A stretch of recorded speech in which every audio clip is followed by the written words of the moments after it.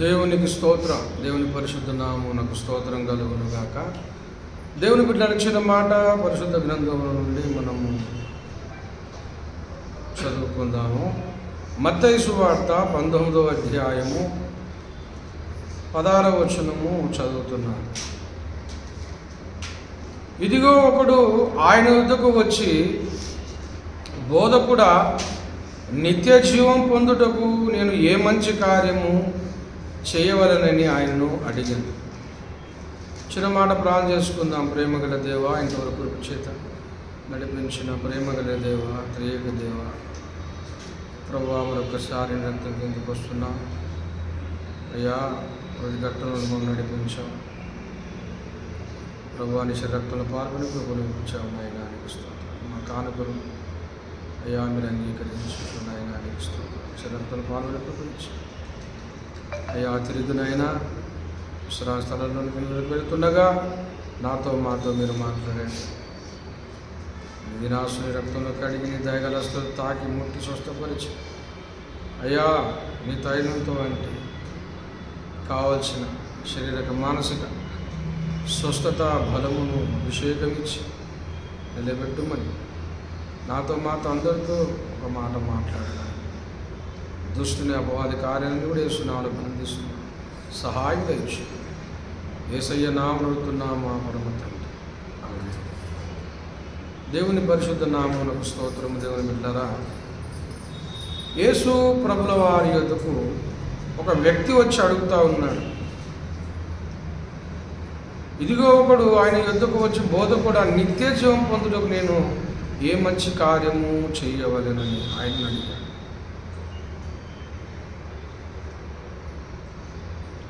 అందుకు ఆయన, మంచి కార్యములని గూర్చి నన్ను ఎందుకు అడుగుచున్నావు? మంచివాడొకడే. నీవు జీవంలో ప్రవేశించ కోరినడలా ఆజ్ఞలు గైకోమని చెప్పాను. ఆజ్ఞలను గైకోమని. బోధకుడా, నిత్య జీవం పొందుటకు నేను ఏ మంచి కార్యము చేయవలెను అన్నాడు. ఇదే మాట మార్కు సువార్త 10వ అధ్యాయములో ఉంటుంది, చూడండి.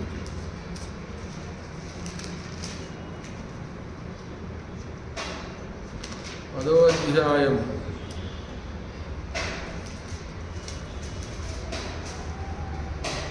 17వ వచనం. ఆయన బయలుదేరి మార్గం పోచుండగా ఒకడు పరిగెత్తుకొని వచ్చి ఆయన ఎదుట మోకాలు వంగి, సద్బోధకుడా, నిత్య జీవము వారసుడవుటకు నేనేమి చేయవలని ఆయనను అడిగాను. యేసు ప్రభువారు అన్నాడు, సత్పురుషుడని నువ్వు వేల చెప్పుచున్నావు. దేవుడొక్కడే కానీ మరి ఎవడునూ సత్పురుషుడు కాడు అని చెప్తున్నాడు. దేవుని బిడ్డలారా, సత్పురుషుడా, బోధకుడా అని ఆ వ్యక్తి అడుగుతూ ఉన్నాడు. దేవుని బిడ్డలారా,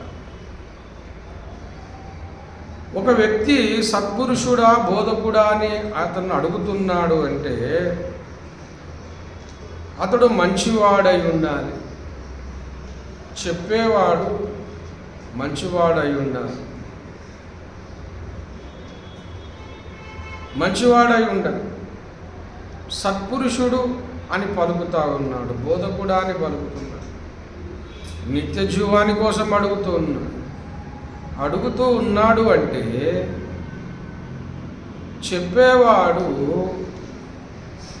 మామూలు మనిషి అయి ఉంటే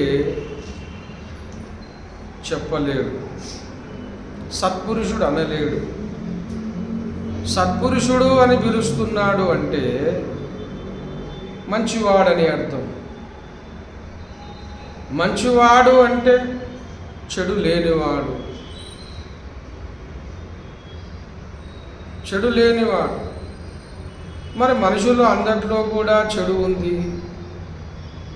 బైబిల్ చెప్తుంది, నీతిమంతుడు లేడు ఒకడునో లేడని చెప్తుంది. ఏ భేదము లేదు, అందరూ పాపం చేసిన వారని చెప్తుంది.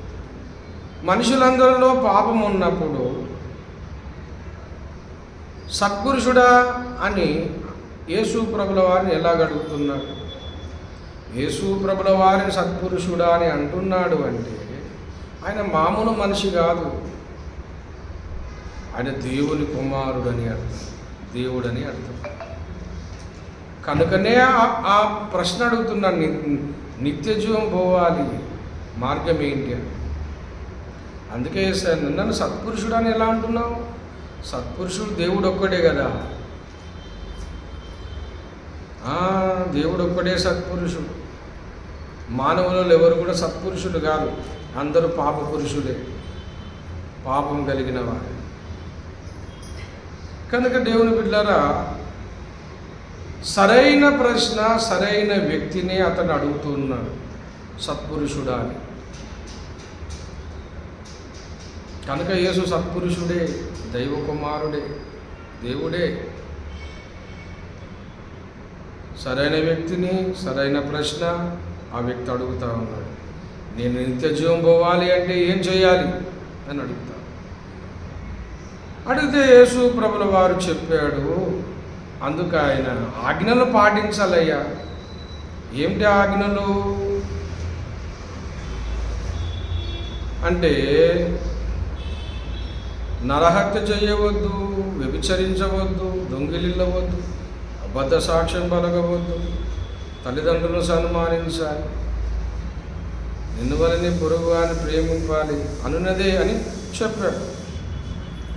అని చెప్పేసరికి అతడు అంటాడు, ఆ యవనుడు అంటాడు 20వ వచనములో, ఇవన్నీ అనుసరించుచూనే వచ్చుచున్నా, నువ్వు చెప్పినవన్నీ చేస్తున్నానయ్యా, ఆజ్ఞలన్నీ పాటిస్తున్నాను అన్నాడు. అని మరి ఒక మాట అన్నాడు 21లో, ఇంకను నాకు కొదువ ఏమని ఆయన అడిగాడు. ఇంకేమైనా చేయాలి అని చేశాను, ఇంకేమైనా చెయ్యాలా అని యేసు ప్రభుల వారిని అడిగాడు. అందుకు యేసు 21లో అంటున్నాడు, యేసు నీవు పరిపూర్ణుడవుటకు కోరిన ఎడల పోయి నీ ఆస్తిని అమ్మి బీదలకిమ్ము, అప్పుడు పరలోకమందు నీకు ధనము కలుగును, నీవు వచ్చి నన్ను వెంబడించుమని అతనితో చెప్పాను. అయితే ఆ యవ్వనుడు మిగులు ఆస్తి గలవాడు గనక ఆ మాట విని వ్యసనపడుచుచూ వెళ్ళిపోయాను. దేవుని బిడ్డలారా, అన్ని ఆజ్ఞలు పాటిస్తున్నానయ్యా, ఇంకేమైనా చేయాలా అంటే అర్థం ఏంటంటే, నీతి నియమాల గూర్చిన ఏమేమైతే నీతి పనులు చేయాలో, మంచి పనులు చేయాలో అవన్నీ నేను చేస్తున్నాను, ఇంకేమైనా చేయాలా చెప్పండి, నాకు నిత్య జీవం కావాలి అంటున్నాను.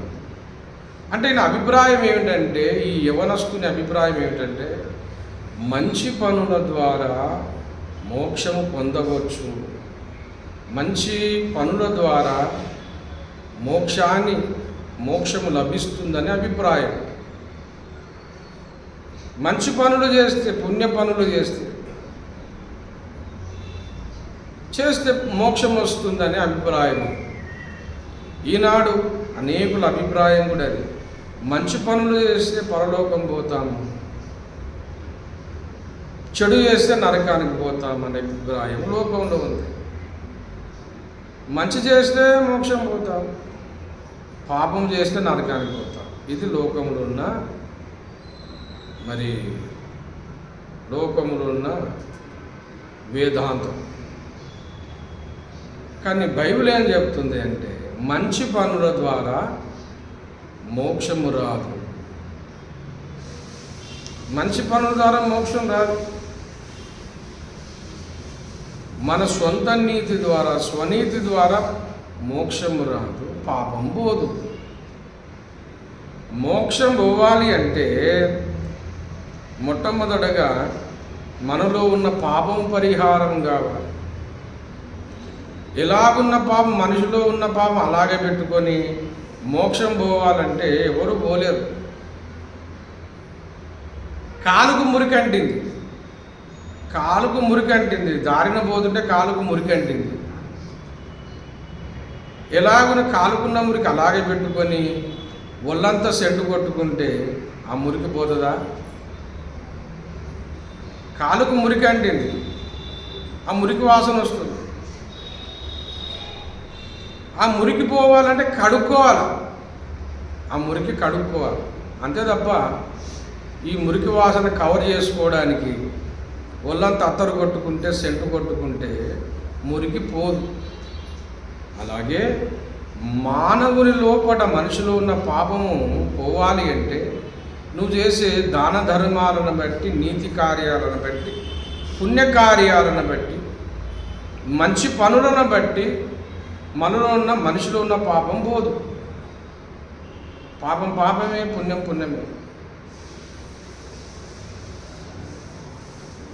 నేను ఒక హత్య చేశాను, లేకపోతే ఒక దొంగతనం చేశాను.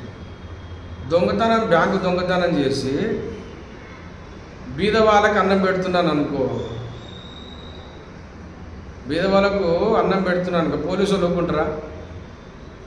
పోలీసు వాళ్ళు ఒప్పుకుంటారా? అయ్యా దొంగతనం చేశాను, ఓకే ఒప్పుకుంటా, కానీ నేను అందరికి అన్నదానం చేస్తున్నా కానీ అంటే వాళ్ళు అంటారు అన్నదానమే బాబు, దొంగతనమేరా బాబు అని అంట, శిక్ష వేస్తారు. నువ్వేదో చెడు కవర్ చేసుకోవడానికి పుణ్యకార్యాలు చేసి చెడు ఎట్లా పోతుంది? కనుక పుణ్యకార్యంలో బట్టి మనుషులు ఉన్న పాపం పరిహారం కాదు. పాపం పోవాలి అంటే పాప పరిహారము నిమిత్తము భగవంతుని రక్తములో నీ జన్మకర్మ పాపమును కడుక్కోవాలి, భగవంతుని రక్తంలో కడుక్కోవాలి. రక్తము చేతనే పాపం పరిహారం అవుతుంది. సమస్త వస్తువులు రక్తం చేతనే శుద్ధీకరించబడుతుంది. రక్తము చిందింపబడకుండా పాప క్షమాపణ కలగదు అని బైబిల్ చెప్తుంది. రక్తం ద్వారానే పాపం పరిహారం అవుతుందని ఈ గ్రంథాలలో రాయబడింది. కనుక నీతి కార్యముల వలన మనకు మోక్షము, నిత్య జీవము, పరలోకం, మోక్షము రాదు. నువ్వు నిత్య జీవం పోవాలి అంటే మొట్టమొదటిగా అంతకు మునుపు నీ పాపము, నీలో ఉన్న పాపం పరిహారం కావాలి. పాపం పరిహారం కావాలి అంటే భగవంతుని రక్తం ద్వారానే పోతుంది. భగవంతుని రక్తం ద్వారానే పోతుంది. ఆ భగవంతుడు రక్తము చిందించిన భగవంతుడు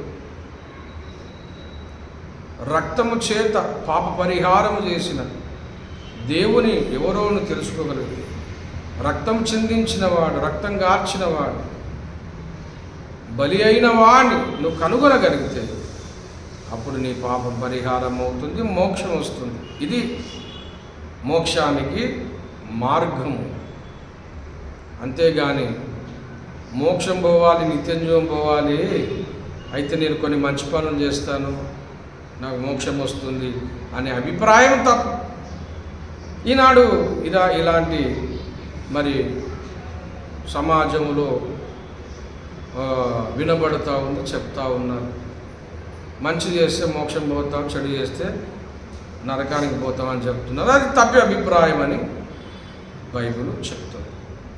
కనుక ఈ వ్యక్తి కూడా వచ్చి అంటాడు, నేను అన్ని మంచి పనులు చేశాను, ఇంకేమైనా చేయాలా చెప్పండి చేస్తాను అంటే యేసు ప్రభువు వారు అన్నాడు, బాబు నువ్వు మంచి పనులు చేసినా చెడ్డ పనులు చేసినా నువ్వు పాపివేరు నాయనా, నీకు అర్థం కావట్లేదు, నువ్వు ఇంక కొద్దిగా ఎక్స్ట్రాగా మాట్లాడుతున్నావు అని చెప్పి యేసు ప్రభువు వారు ఒక చురుకు పెట్టాడు. ఏంటంటే ఇంకనూ నేనేమైనా కొదువు ఉందా చేయాలని అడిగినప్పుడు 21లో యేసయ్య అంటున్నాడు, నువ్వు పరిపూర్ణ అవడానికి ఆశిస్తున్నావు కదా బాబు, అయితే నువ్వు ఒక పని చెయ్యి, నీ దగ్గర చాలా ధనం ఉంది కదా, డబ్బు చాలా ఉంది, ఆస్తిపరుడు కదా, నీ ఆస్తినంతా తీసుకుపోయి బీదలకు ఇచ్చేసి అప్పుడు నువ్వేమవుతావంటే పరలోకమందు నీకు ధనం వస్తుంది, నీకున్న ఆస్తి అంతా బీదలకు పంపించేసేయి అని చెప్పాడు. ఎప్పుడైతే ఆ మాట యేసుప్రభుల వారు అన్నాడో అతను వణుకు పుట్టింది, భయం పుట్టింది. అమ్మ బాబోయ్, నాలో నాస్తి, నా దగ్గర ఉన్న ఆస్తి అంతా బీదలకు ఇచ్చేయాలా? అమ్మో, నేను ఇవ్వలేను. మరి అది నీకు కొదువ ఉంది బాబు, నీకు ఒకటి కొదువగా ఉంది. దేవుని బిడ్డలారా, నీకొకటి కొదువగా ఉంది అన్నాడు. మార్క్స్ వార్త 16లో ఆ మాట చెప్తున్నాడు. మార్క్స్ వార్త 10వ అధ్యాయము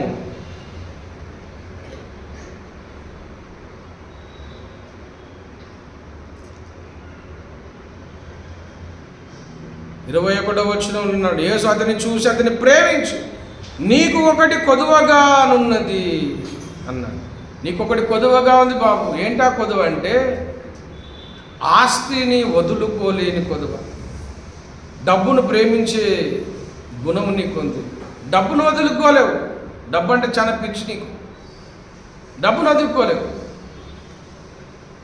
అదొకటి ఉంది, అది ఇచ్చేసిరాపో, బీదలకు పంచేసేసిరా, అప్పుడు పరలోకానికి ధనము ఎక్కువ అవుతుంది, నన్ను వెంబడించు అన్నాడు. అప్పుడు అతను మిగులు ఆస్తిపరుడు గనక అది వదులుకోలేక అక్కడి నుంచి ముఖం చిన్నబుచ్చుకొని యేసును వదిలేసి వెళ్ళిపోయాడు. యేసయ్యను వదిలేసి వెళ్ళిపోయాడు. అంటే అర్థం ఏంటి? నాకు డబ్బే ప్రాముఖ్యం, నేను డబ్బును వదులుకోలేను అని చెప్పేసి వెళ్ళిపోయాడు. దేవుని బిడ్డలారా, ఈనాడు మరి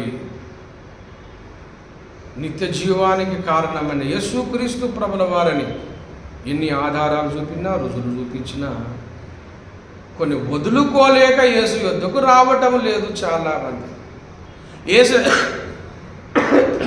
యేసు నిజమైన దేవుడు అని తెలుసు, చరిత్ర పురుషుడని తెలుసు, ప్రాణం పెట్టి మరించి తిరిగి లేచిన వాడని తెలుసు, అన్ని గ్రంథాలు లేఖనాలు మరి ఆయనకు సాక్ష్యం ఇస్తున్నాయని తెలుసు. అయినా యేసు అంటే నిష్కారణమైన ద్వేషము చేత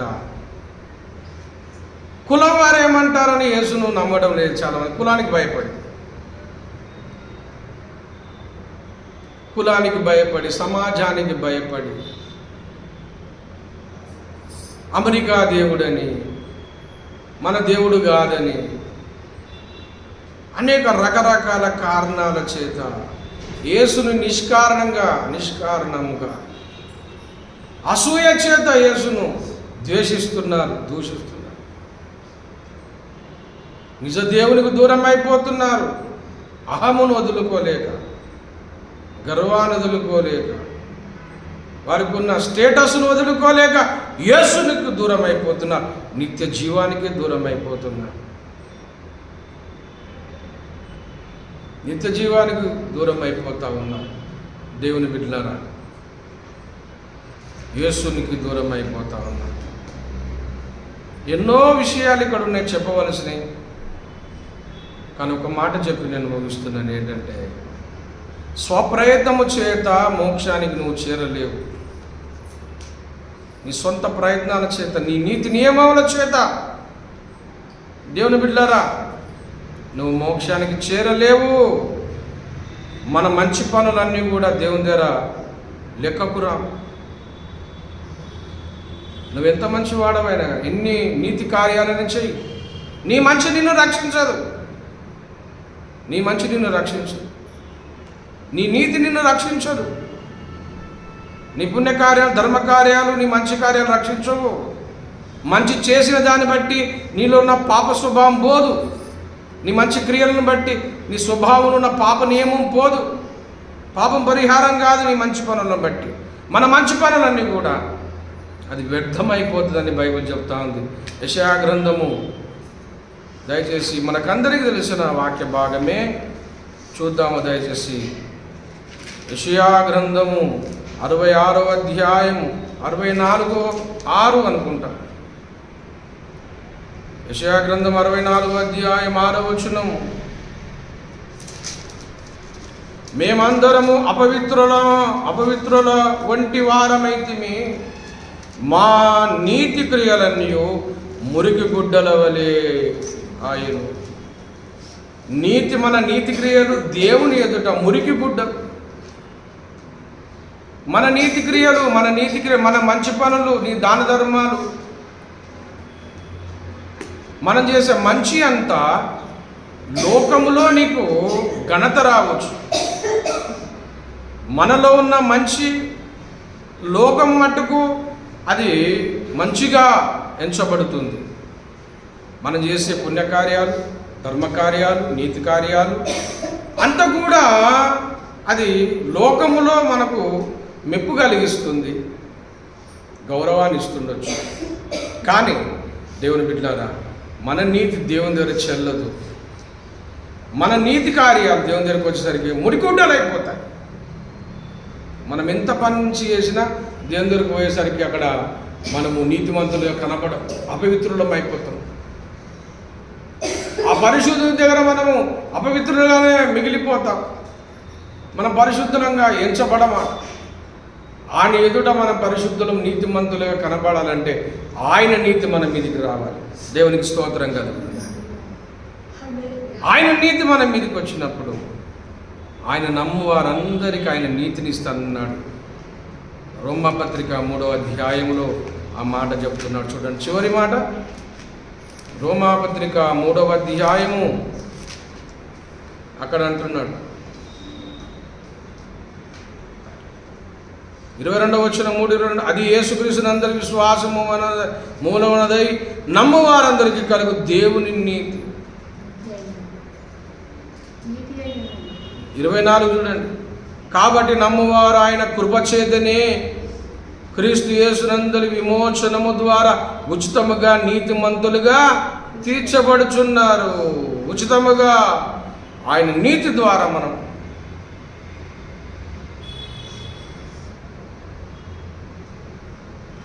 రోమపత్రిక 3:20లో కూడా అంటాడు, ఏలైనా ధర్మశాస్త్ర సంబంధమైన క్రియల మూలంగా ఏ మనుషుడు ఆయన దృష్టికి నీతిమంతుడిగా తీర్చబడడు. మన నీతి క్రియలు దేవుని ఎదుటకు వచ్చేసరికి ఫెయిల్ అయిపోతాయి. దేవుని దగ్గర నువ్వు నీతిమంతుడిగా తీర్చబడాలంటే భగవంతుని నీతి నీ మీదకి రావాలి. ఆయన రక్తంలో మనము కడగబడాలి. మన జన్మ కర్మ పాపము కడుక్కోవాలి. అప్పుడు నువ్వు నీతిమంతుడవు అవుతావు, మోక్షానికి వారసుడవు అవుతావు. కనుక దేవుని బిడ్డ అడిగినాడు, నిత్య జీవము నువ్వు చేరాలి అంటే, నిత్య జీవమును పొందాలి అంటే మన స్వప్రయత్నం, స్వనీతి వల్ల కాదు, భగవంతుని నీతి వలనే మనము నీతిమంతులుగా అవుతాం, నిత్య జీవారసులం అవుతాం. కనుక ఇట్టి కృప మన అందరికీ దయచేయునుగాక. ఆలోచించండి, నిష్కారణమైన ద్వేషాలు తొలగించుకొని యథార్థంగా ఆలోచించి యేసును అంగీకరించండి. మీరును మీ ఇంటి వారు రక్షణ కలుగుతుంది. ప్రార్థన చేసుకుందాం. తలలు వంచండి. ప్రేమ కలిగిన మా పరిశుద్ధ పరమ తండ్రి యేసయ్యా, ఇంతవరకు నీకు చేతులు నడిపించిన మా ప్రభువా, చెప్పబడిన వాక్యం మా హృదయంలో ఫలింపేసి, అందరిలో ఫలింపేసి, ఇది వారందరికీ మనం నేత్రాలు తెలిసి నిత్య జీవానికి వారసులయ్యే కృప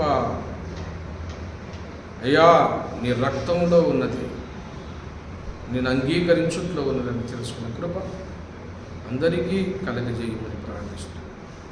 యేసునామమున వేడుకుంటున్నాం మా పరమ తండ్రి. దేవుని ప్రేమ, కుమారుని పరిశుద్ధ సహవాసానికి కూడు నమ్మనకును భూలోకమందున సకల భక్త కోటికి సదాకాలము తోడైయుండునుగాక.